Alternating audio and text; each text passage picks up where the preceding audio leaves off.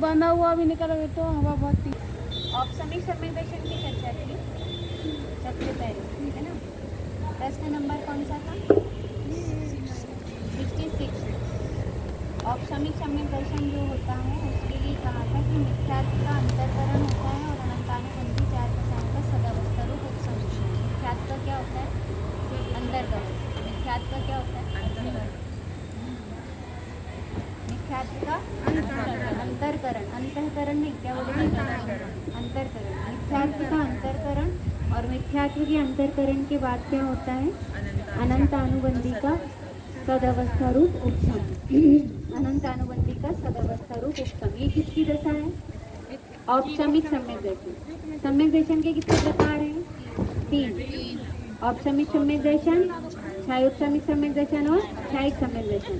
अभी औपसमिक सम्यक दर्शन और छायोपसमिक सम्यक दर्शन के अंतर को पकड़ना है ना, कि औपसमिक सम्यक दर्शन कैसे होता है और छायोपसमिक सम्यक दर्शन कैसा होता है। तो औपसमिक सम्यक दर्शन में क्या होगा कि उसमें मिथ्यात्व का अंतरकरण होता है। मिथ्यात्व का अंतरकरण क्या होता है? मिथ्यात्व के अंतरकरण में उनकी जो पूर्व की जो चीज़ें हो, पूर्व के जो जिस समय में सम्यक दर्शन होने वाला है उस समय की बहुत सारे कर्मों के निषेध का उदय कहाँ हो जाता है? पहले आ जाता है, उदयावली में आ जाता है, या फिर जाकर कहाँ हो जाता है? सत्ता में रुक जाता है। उसको कहते हैं अंतरकरण। पहले आ जाता है या बाद में आने के लिए रुक जाता है, बाद में जाके मिक्स हो जाता है, तो उसको क्या बोलते हैं? अंतरकरण। और फिर क्या होता है? अनंतानुबंधी का क्या हो जाता है? सदावस्था रूप उपसम, है ना। अनंतानुबंधी का सदावस्था रूप उपसम, इसको क्या बोलते हैं? औपसमिक सम्यक दर्शन। क्या नाम है इसका? औपसमिक सम्यक दर्शन। इसी के बाद औपसमिक सम्यक दर्शन के बाद क्या आता है? छायोपसमिक सम्यक दर्शन। औपसमिक सम्यक दर्शन के लिए क्या बताए थे कि 5 लब्धियां होती है। कितनी लब्धियां होती है? 5 लब्धियां। प्रश्न नंबर कौन सा था? 67। कौन सा है? 67। तो 5 लब्धियां कौन कौन सी है? छायोपसम लब्धि, देशना लब्धि, विशुद्धि लब्धि, प्रायोगिक लब्धि, करण लब्धि। कल अपनी चर्चा हुई थी करण लब्धि पे विशेष रूप से, है ना। तो सबसे पहले छायोपसम लब्धि में क्या होता है? तत्व प्राप्ति की तत्व प्राप्ति की क्या हो जाती है? बुद्धि होना। तत्व प्राप्त करने के लिए ज्ञान का क्षोभसम होना, उसको क्या बोला है? क्षयोपशम लब्धि। उसका नाम क्षयोपशम लब्धि। उसके बाद विशुद्धि लब्धि में क्या होता है? कषायों की मंदता। कषायों की मंदता, उसमें क्या है? विशुद्धि लब्धि। और फिर तीसरे नंबर में क्या है? देशना लब्धि। देशना लब्धि में क्या होता है? हाँ, देशना लब्धि में तत्व की देशना मिलती है। एक बात, तत्व उपदेश मिलता है। तत्व उपदेश का पुण्य जागता है कि तत्व उपदेश वाले स्थान मिलते हैं। हर जीव को थोड़ी ना क्लास मिल जाती है, हर व्यक्ति थोड़ी ना लघु जैन सिद्धांत प्रवेशिका पढ़ रहा है। इतने सारे जीव हैं पूरे संसार में, इतने सारे मनुष्य भी हैं और इतनी सारी भाभियाँ भी हैं। खनिये धाना में इतनी भाभियाँ हैं, लेकिन उनमें से पेपर दिए तो कितने थे? 53 ने। कितने स्टूडेंट हैं? 53। 53 के अलावा तो देशना कहाँ मिल रही है? ये वाली ये देशना किसको मिलती है? ये 53 को मिल रही है। तो वो 53 के लिए क्या कहेंगे कि वो क्या है? देशना लब्धि। कौन सी लब्धि है? देशना लब्धि। और फिर इसके बाद उसमें क्या होता है कि देशना लब्धि और देशना लब्धि के साथ उसमें क्या होता है कि धारणा करने की, जिसमें जो क्या कर लेता है? धारणा कर लेता है, मतलब जिसकी धारणता आती है, इतनी विशुद्धि होती है, उसको क्या कहते हैं? देशना लब्धि। फिर देशना लब्धि के बाद क्या?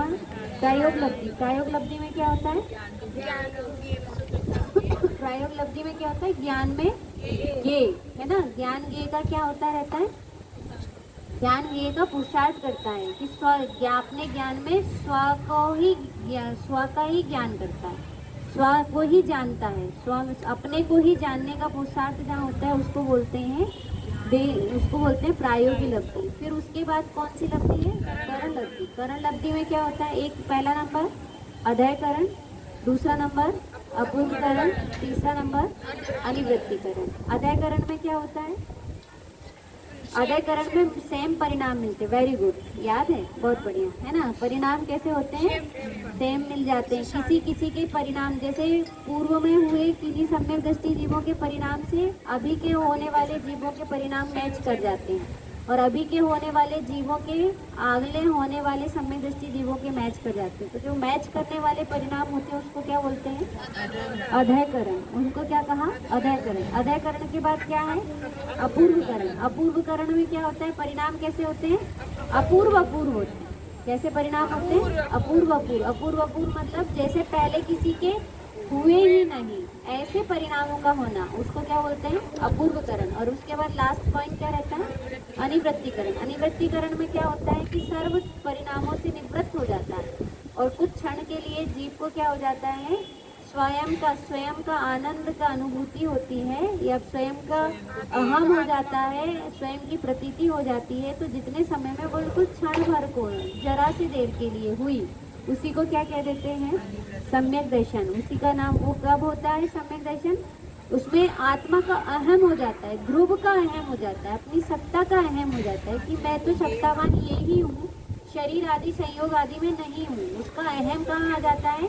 शरीर से अहम हटकर अपने में आ जाता है ना। तो उसको क्या बोलते हैं? अनिवृत्तिकरण। ये क्या है? 5 लब्धियों और 3 करण।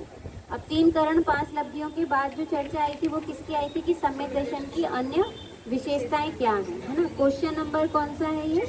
68 है ना।